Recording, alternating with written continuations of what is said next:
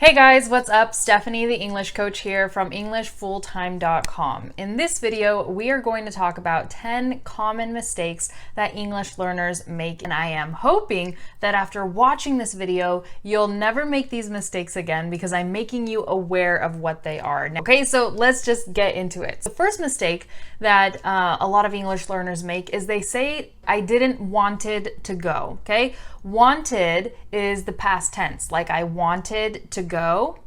But when you say I didn't, then you just have to use the regular verb want. I didn't want to go instead of saying I didn't want it, okay? So remember that when you're speaking in the past tense about something you didn't do or want to do, okay, you have to just use the regular form of the verb. I didn't want to go, not I didn't want it. Okay? Number 2, a lot of you guys say thanks God, okay, instead of thank God. We just say, oh, thank God it didn't rain today, or thank God I don't have to go to work, or thank God, like, whatever, it's a beautiful day. Thank God, okay? But I've seen a lot of you guys write thanks God, okay? So now you know that's not how we say it. And from now on, you can just say, oh, thank God. Thank God we have this awesome YouTube channel where we can improve our English, right? Okay. Another mistake, number 3, is when you guys say, I have 27 years old.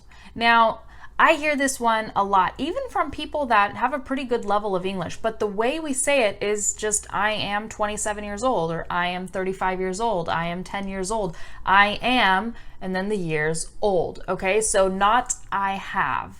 Now, the next one, it's not necessarily a mistake. Number 4 isn't necessarily like a grammatical mistake or something like that, but I'm going to count it as a mistake because it's something that we don't do, like socially. What am I talking about? I'm talking about when you guys say, hi teacher, or thanks teacher, or teacher, can you help me with this? Teacher, can you do this? Teacher, can you do that?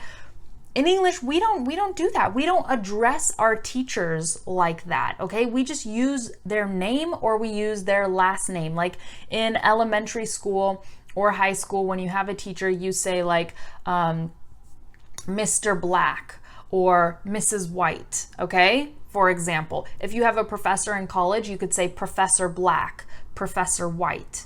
And I don't know why we have all these last names that are like colors or shades of colors, but we do, okay? So those were the examples I came up with. Mr. Smith, Professor Smith.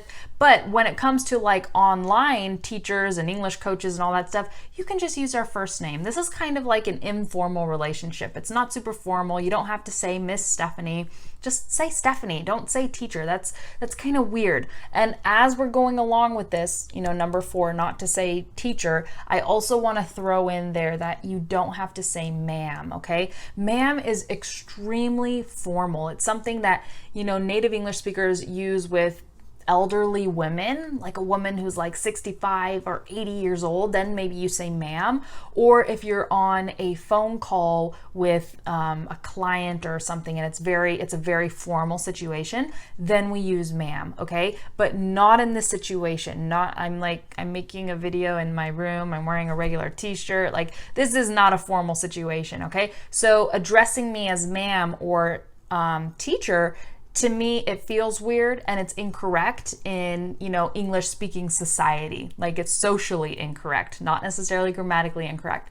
So that tip should definitely help a lot of you guys. Now, number 5, a lot of you say, explain me, or can you explain me? You need to say, can you explain this to me? Or can you explain to me how X, Y, and Z, okay? Explain to me or explain this to me, but not just explain me. Now, along with this one, we also have asked to, I can't even say it, asked to me. A lot of people say, oh, he asked to me to go to the store. Or will you ask to her to come with us? Instead of saying that, just say ask me or ask her. Will you ask her if she wants to come with us? Or he asked me to go to the store, okay? Number 7, the difference between funny and fun. A lot of you guys get this confused.